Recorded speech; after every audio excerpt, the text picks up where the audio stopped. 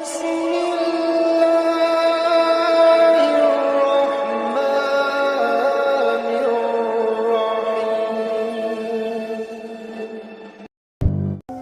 Tulungagung gak duwe tim untuk riset terhadap sejarahnya, mbok dari kabupaten atau dari kumpulan kampus-kampus.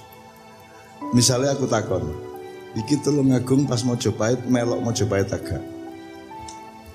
Dolek ono aja jawab tok, dolek ono temenan. Waktu Sriwijaya sadurunge melok Sriwijaya agak. Tak kandhani ya Rek ya. Mojopahit itu hancur karena 3 hal.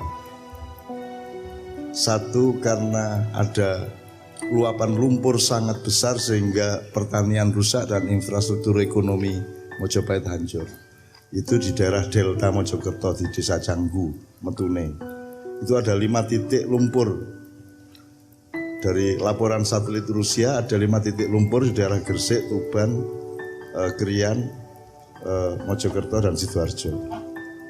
Itu bencana pertama yang membuat Mojopahit lemah. Yang kedua, pertentangan antara para priagung dan para bangsawan sendiri yang royokan kekuasaan. Prabu Brawijaya kelima itu punya anak sejumlah 117. Untung ada Sunan Kalijogo yang mendistribusi peran mereka di banyak tempat di seluruh Indonesia, diberikan sehingga orang Jogja, orang Kebumen, orang Purworejo, orang Gunung Kidul, orang Bantul, semua itu turunan Brawijaya. Ya, yang pimpinan-pimpinannya. Nah, bencana yang kedua adalah pertentangan antara para bangsawan. Bencana ketiga adalah datangnya Portugis. Jadi tidak ada pertentangan dengan Islam. Karena selama ini banyak asumsi bahwa hancurnya Mojopahit karena datangnya Islam. Pernah terjadi bentrok dengan kelompok Islam, yaitu bapaknya Sunan Kudus yang namanya Sunan Ngudung, sehingga Sunan Ngudung mati dibunuh oleh anak keduanya Brawijaya V yang namanya Adipati Terung, yang waktu itu menjadi pangapnya militer Mojopahit.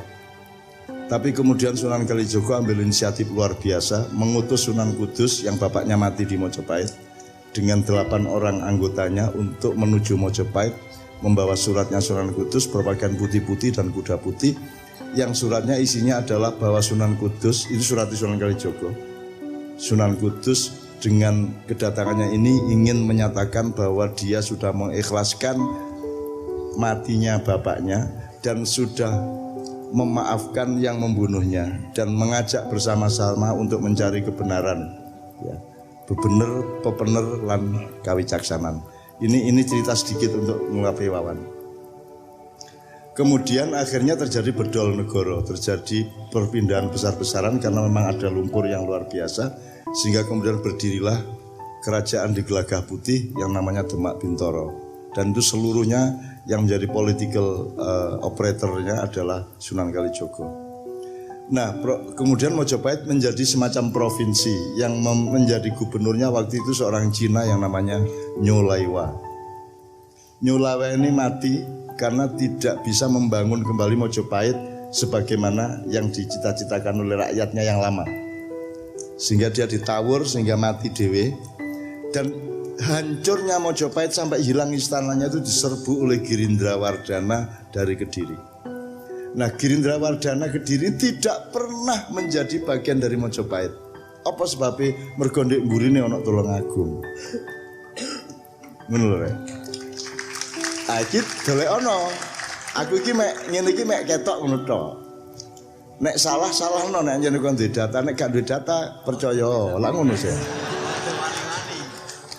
Yang ngono, Rek. Mergo ana Tulungagung ndek mburine. Tulungagung iki kedung di mana seluruh bangsa Jawa harus belajar. Kedung itu kan tempat wingit, tempat di mana pantulan cahaya dari langit itu ada di situ. Kita harus belajar ke sini. Kediri itu kan kue balio nang awakmu dewe. Jadi Kediri tidak pernah ikut Mojopahit karena dia menjadi semacam oposan sejarah. Bahwa Mojopahit sekuasa-kuasanya tetap harus, jangan sampai keteladuk, jangan sampai adigang adikung adikuno, tetap harus balik nang awakmu dewe. Jadi dia penjaga gawangnya Pulau Jawa. Dan tidak mampu Kediri menjadi penjaga gawangnya secara politik kalau tidak ada kekuatan kebatinan di Tulungagung. Ngono, Rek. Itu ya teman-teman sekalian ya. Oleh karena itu mudah-mudahan Blitar, Kediri, Tulungagung pada suatu hari akan menemukan peran sejarahnya untuk seluruh Nusantara Republik Indonesia. Kalau kalian tidak tahu siapa diri kalian sebagai pemain bola, ya gak iso nyaduk bal nang ndi, lak ngono harus ngomong. Maka temukan.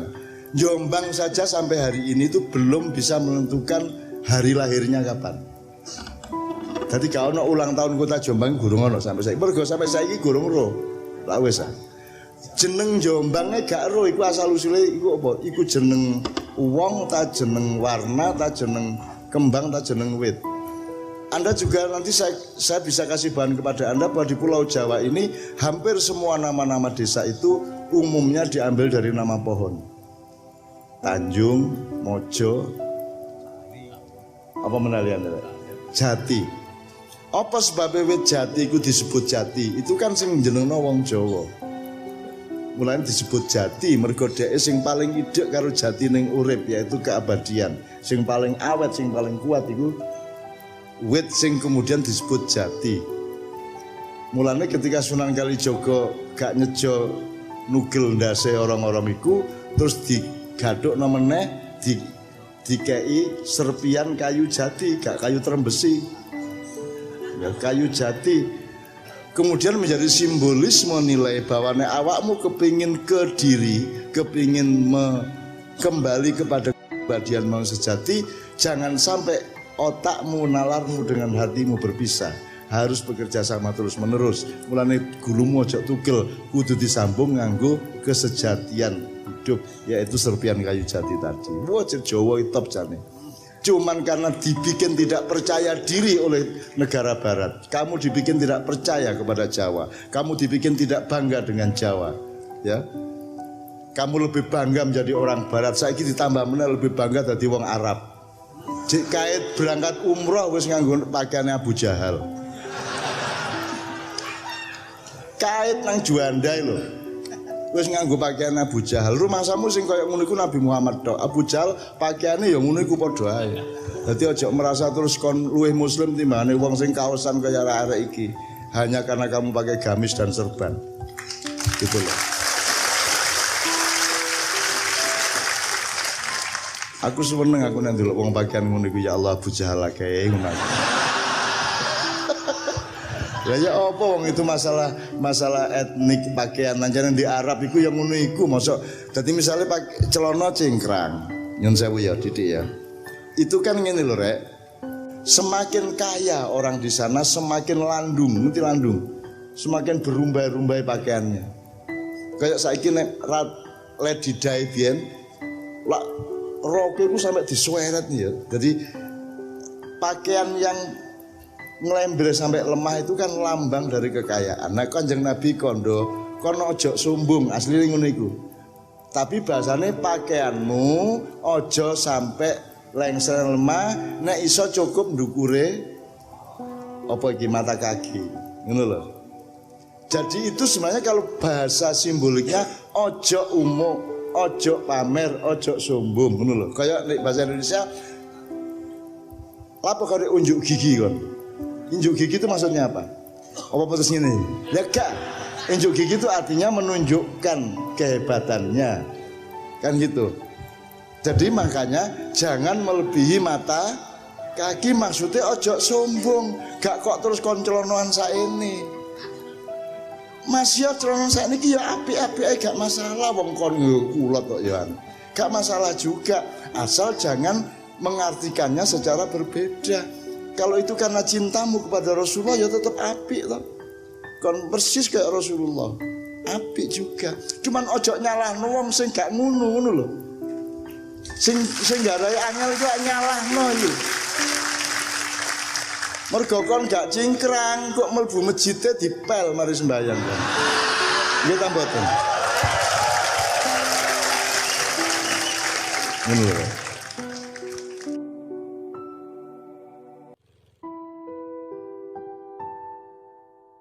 Sebenarnya kalau Jawa sama Islam itu kayak tumbuh ketemu tutup. Hampir tidak ada ilmu-ilmu Jawa yang bertentangan dengan Islam.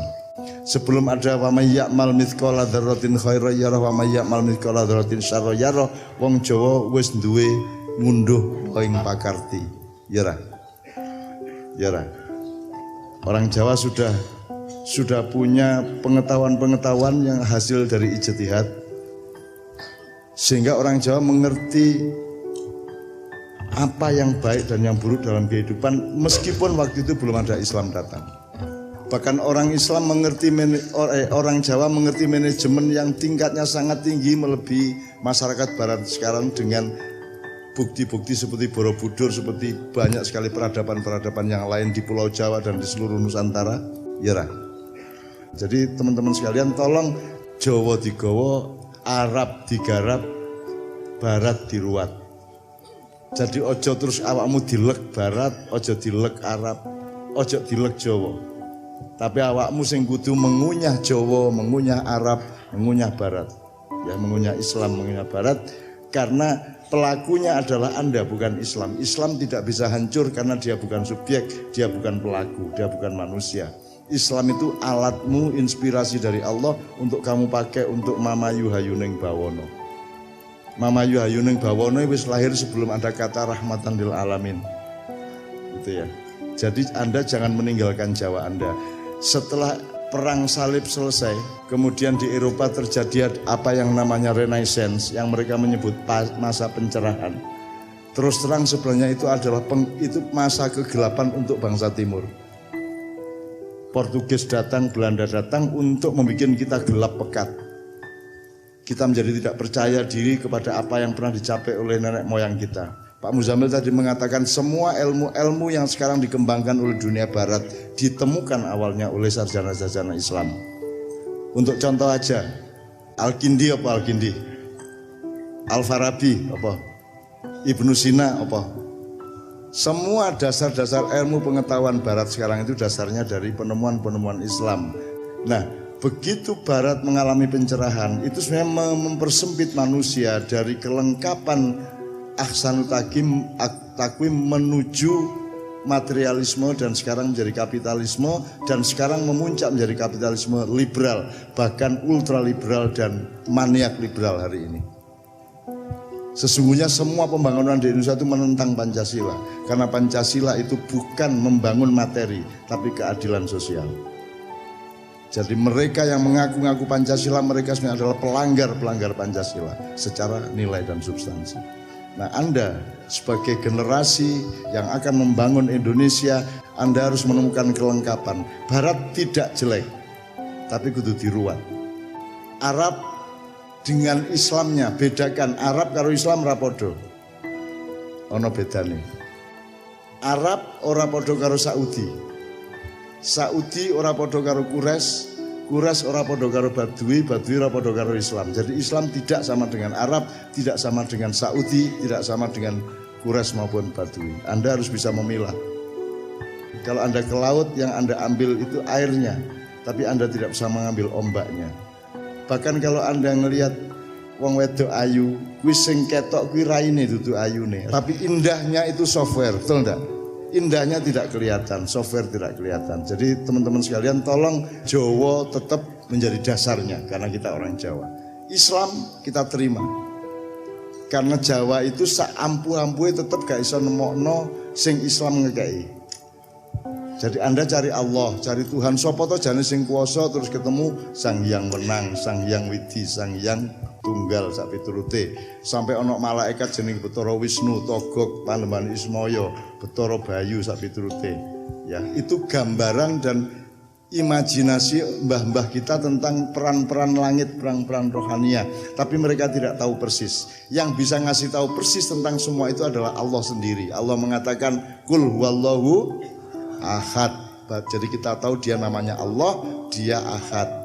Terus dia ngomong tentang, oh aku duwe Jibril, aku duwe Mikael, aku duwe Israfil, aku duwe Israel, aku duwe Kanzul Jannah, aku duwe Iblis, aku duwe Dajjal, aku duwe Sakhlatus Syamsi, aku duwe Zabaniyah, aku duwe Malaikat Salim sing njupuk lempung di Pulau Jawa, dibawa ke langit 7 untuk dijadikan patungnya Adam ketika pertama diciptakan, dan seterusnya. Cerita ngene iki wakeh. Dan orang Jawa sudah menemukan yang lebih detail daripada khasanah-khasanah para sarjana Islam. Jadi ojo ngremehno Jawa, karena tujuannya dunia barat sesungguhnya, Yahudi dan globalisasi ini adalah menghancurkan Indonesia. Karena kita kaya raya supaya bisa dikuasai dan dirampok. Dan cara menghancurkan Indonesia adalah satu, menghancurkan Jawa, nomor dua, menghancurkan umat Islam. Jadi Anda dibikin tidak percaya diri kepada Jawa, tidak percaya diri kepada Islam. Nek kamu pertahankan Jawamu, kamu pertahankan Islammu, kemudian kamu gunakan Barat untuk memperkuat dan mempercanggih pengetahuanmu, insya Allah kamu menjadi pemimpin masa depan yang sebaik-baiknya.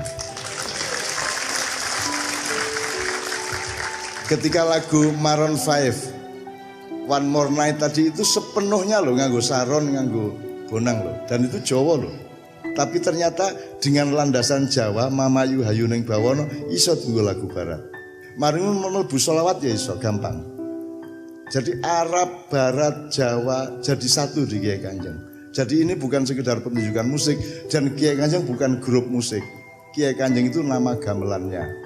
Grupnya gak ono jenenge.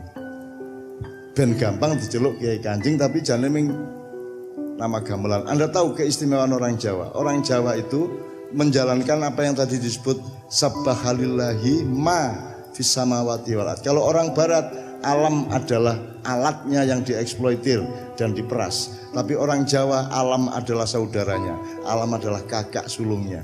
Sebelum manusia dibikin, alam dibikin terlebih dahulu. Berarti alam kui kang masmu, alam kui cacakmu, gunung, segoro kabeh kuwi cacakmu.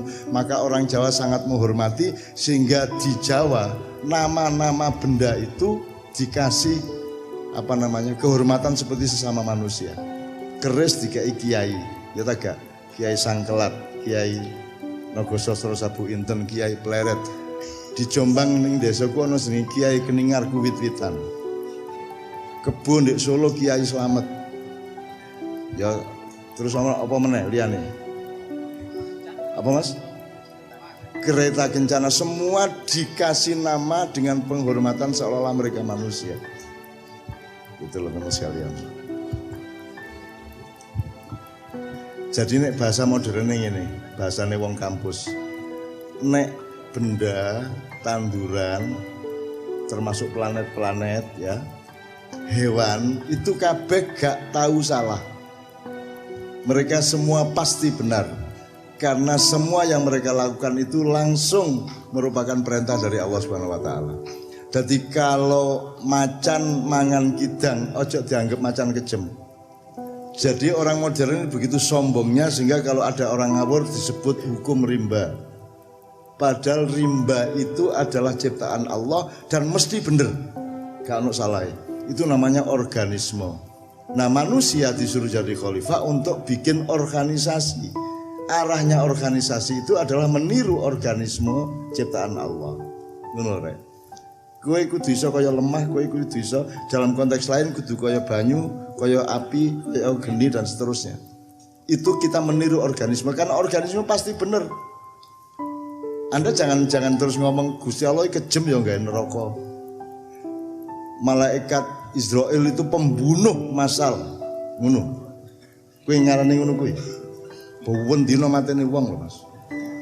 Malaikat Israel. Terus kamu bilang malaikat yang paling kejam adalah Israel ngono. Itu berarti Anda tidak bisa menemukan harmoni antara nilai Islam dengan Jawa dengan Barat. Ana wong sing rajin ibadah, kelakuannya apik tapi melarat. Gak dikek rezeki akeh karo Gusti Allah. Ana wong sing molimo, narkoba barang suwoge, klemis, raine seger, gak matek-matek iki ono. Terus Anda bilang Tuhan tidak adil. Anda bilang Tuhan tidak adil karena Anda tidak tahu skalanya. Bal-balan itu nek gurung 90 menit ojo dinilai durung final iku. Nek wis 90 menit 2-0 cetha wis. Kan gitu. Nah sekarang saya tanya, ibarat bal-balan 90 menit, urip ndek dunia iki menit keberapa? Kamu tidak bisa menilai apapun di dunia sebelum sampai ke menit ke-90. Kiamat itu pun bukan kiamat. Kiamat itu kebangkitan. Kamu dari uap menjadi air, atau dari air menjadi es, atau kamu dari ulat menjadi kepompong, dari kepompong menjadi kupu-kupu. Jadi kiamat bukan hari akhir. Kiamat itu hari akhir dalam arti turnamen yang pertama, babak penyisian. Menurut Tadi Pak Joko tadi mengatakan sangkan paraning dumadi kuwi innalillahi wa inna ilaihi rajiun. Kuwi saka Gusti Allah bali nang Gusti Allah. Itu bukan pedoman orang mati, itu pedoman orang hidup. Itu teman sekalian ya. Nah, Kiai Kanjeng tadi itu memberi contoh aja bahwa iso wong Jawa mimpin dunya. Iso. Justru karena kalian itu hebat, maka orang barat dan orang-orang di luar Indonesia khawatir kalau sampai wong Jawa gaduk karo Islam, Gus gak ono sing iso ngalahno. Mulane saiki diide-ide kaya apa gak mati-mati. Gak mati-mati. Islam diuelek-elek kaya apa tetep TV ya tetep Islam isine. Gelem gak gelem. Tapi mereka ndak berani meninggalkan Islam.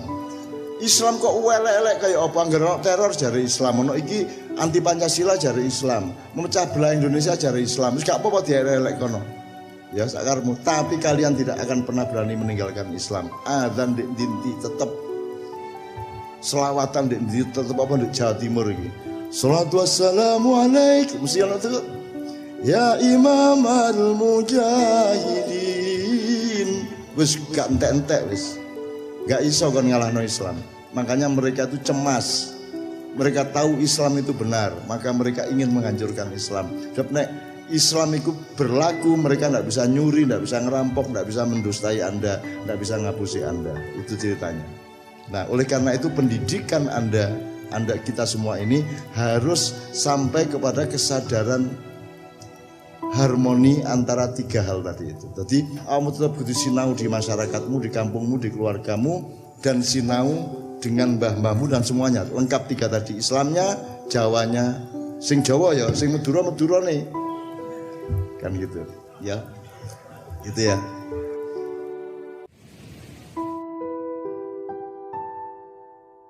Desa ini kan kita selalu identik sama budaya ya Cak ya. Nah tapi antara budaya sama agama tuh sekarang jaraknya tuh sangat jauh, sehingga kalau orang bilang saya orang Islam berarti budayanya harus Islam, kalau saya orang Jawa berarti budayanya harus Jawa.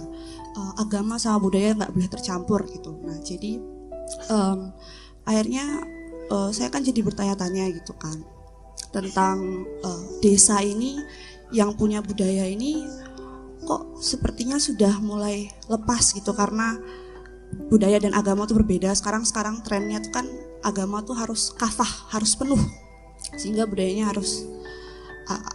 juga harus sama seperti agama. Nah jadi kira-kira bagaimana dengan jarak ini? Kalau di Jawa saya kurang tahu ya Cak, tapi kalau di Minang itu kan sempat ada pepatah, adat bersendi syarak, syarat bersendi kitabullah. Maksudnya di sana dalam masyarakat Minang tuh sudah jelas bahwa budaya tuh ya agama, agama tuh ya budaya, nilai agama tuh ya nilai budaya harus ada nilai agamanya.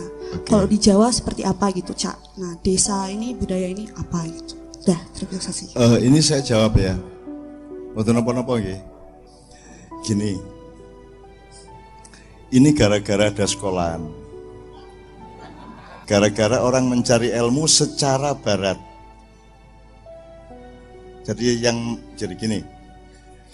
Ilmu kowe wis bahaya. Kowe ilmumu dhuwure kaya ngapa ora payu ngarepe Gusti Allah. Sing payu iki katresnanmu karo akhlakmu. Ya ora? Jadi ojo gul-gulke ilmumu. Aku janjane sok-sok yang guyu dhewe. Kowe iki pinter kaya piye to Jajal?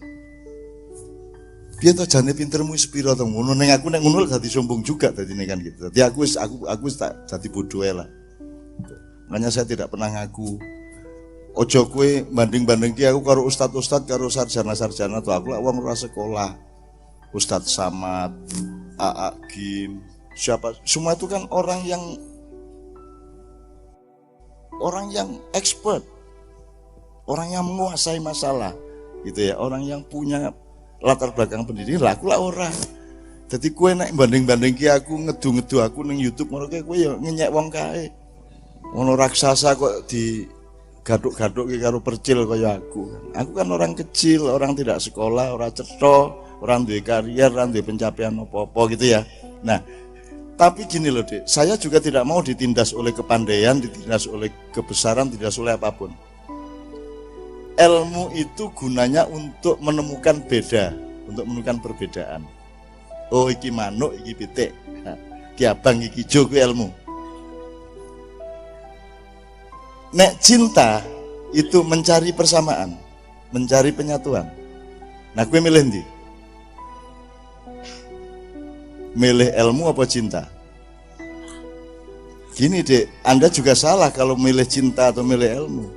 Milih cinta lewat ilmu. Sebab untuk bisa menyatukan kamu harus tahu bedanya juga, betul enggak? Makanya Anda menempuh kemerdekaan untuk menemukan keterbatasan. Jangan keteladuk karo kemerdekaan sebab kowe tidak mampu merdeka. Kowe ora mampu rabi 100 nek karepmu lak 100. Ora mampu kowe. Jadi kemerdekaan itu tidak akan kita sanggupi. Kemerdekaan itu kita tempuh untuk supaya kita mengerti batas-batas kita itu ya. Ini saya pelan-pelan. Nah, gara-gara dunia akademis kuwi njur dipontho-pontho. Nek agama kuwi urusan pribadi.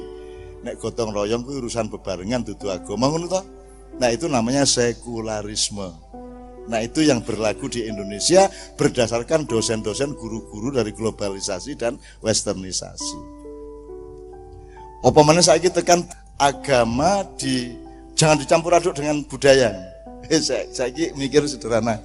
Nyun sewu Pak Yai. Agama kuwi tidak bisa dilaksanakan tanpa budaya. Misalnya aurat, nutup aurat itu agama. Caranya melaksanakan piye? Nganggo budaya, nggawe kain, itu budaya. Motong kain, jahit kain, itu budaya, betul enggak? Masjid itu agama. Tapi arsitekturnya budaya. Milih jendelone, milih cungkupe, ngecat temboke, nganggo AC, nganggo kloso, nganggo karpet, itu semua budaya. Jadi tidak mungkin agama dilaksanakan tanpa budaya. Budaya itu apa? Budaya adalah segala sesuatu yang dilakukan manusia. Kalau agama, segala sesuatu yang Allah tentukan. Bagaimana Allah menentukan sesuatu terus manusia melaksanakannya tidak lewat budaya? Karena manusia melaksanakan agama, mau tidak mau harus melalui budaya. Meskipun ibadah mahdhah seperti sholat 5 waktu itu jangan dikembangkan secara budaya. Karepe Gusti Allah wis ngono kuwi lakonono kaya ngono kuwi. Ning di luar sholat itu kowe arep nggawe selawatan, pujian, adzan nganggo mikrofon. Iki wong saiki gampang ngomong bid'ah padahal le ngumumke bid'ah ki ya liwat bid'ah. Nganggo WA, nganggo laru mangsamu piye? Gitu loh. Nah, arep ora bid'ah tenan ya aja selawat, aja traweh ning masjid. Kanjeng Nabi traweh ning masjid ming pisan tok. Selebihnya traweh di rumah kan gitu. Apa meneh kok 23 rakaat Kanjeng Nabi ra tahu. Traweh 23 rakaat gaenane Sayyidina Umar mergo bocah-bocah traweh ming sederet bar kuwi ming teplek karo remi karo gaple asline tak dawake wae kan. Itu kan iguh-iguh gitu ya. Itu upaya-upaya ijtihad asal tidak menentang. Wong tarawih kan sunat, jadi enggak apa-apa gitu loh. Arep suwengi tet ya ora apa-apa nganti subuh kan gitu. Ora apa-apa. Tarawih 1300 rakaat. Ngentekke sak Quran sekali tarawih mudar gitu ya. Gitu ya. Gitu ya, Dik ya. Nah, tidak mungkin kita menolak budaya. Nah, sekarang saya akan maju sedikit. Kowe kenal sunnah Rasul. Apa itu artinya? Budayanya Kanjeng Nabi. Apa yang dilakukan dan dikatakan Rasulullah itu namanya sunnah Rasul dan sirah Rasul. Itu artinya budaya Kanjeng Nabi baik sebagai manusia maupun sebagai Rasul dan Nabi. Itu budaya. Tetapi budaya Rasul atau sunnah Rasul ini tidak sama dengan sunnah fikih.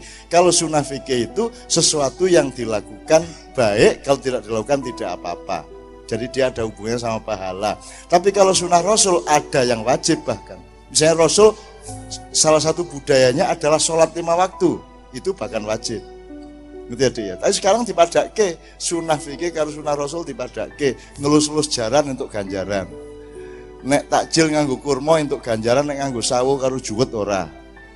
Kan begitu Dik sekarang cara berpikirnya. Kalau memang yang dapat pahala itu takjil pakai kurma, Allah akan melakukan tanggung jawabnya, seluruh bumi bisa ditanami kurma. Lah ini yang bisa ditanami kurma cuma di Arab dan sekitarnya. Di sini tidak bisa ditanami. Lah enak wong Arab itu. Padahal yang kalau kita coba tafsiri, kalau kita coba menilai, buka itu yang terbaik adalah makanan yang langsung dari ciptaan Allah, yang belum kena api, yang belum digodok, gitu loh. Nah di Arab onone kurma mergo sawo ra ono, jambu ra ono, pelem ra ono. Jadi kalau kita buka pelem karena dia ciptaan Allah dan belum kok, lah masuk pelem arep kok godok, maka kita mendapat pahala sebagaimana orang takjil pakai kurma. Betul enggak, Dik? Gitu loh cara berpikirnya menurut saya. Saiki belajar naik kuda, saiki sunatullah mengajari naik kuda. Lah saiki kuda iki rumangsamu mengjaran po. Lah motor itu dudu kuda. Anda nanti melihat bendanya apa melihat fungsinya? Kan benda itu eksistensinya terletak pada fungsinya, substansinya terletak pada manfaatnya, kan begitu. Jadi misalnya gini, kira apa ya serius ya, sinau tenan deh bengi iki. Pecah ndase sesuk iki. Hukum potong tangan.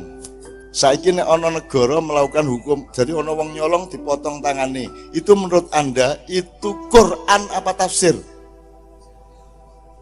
Ayo, aku takon, kuwi Quran apa tafsir? Tapi kan memang Allah nyuruh potong tangan. Ayo piye?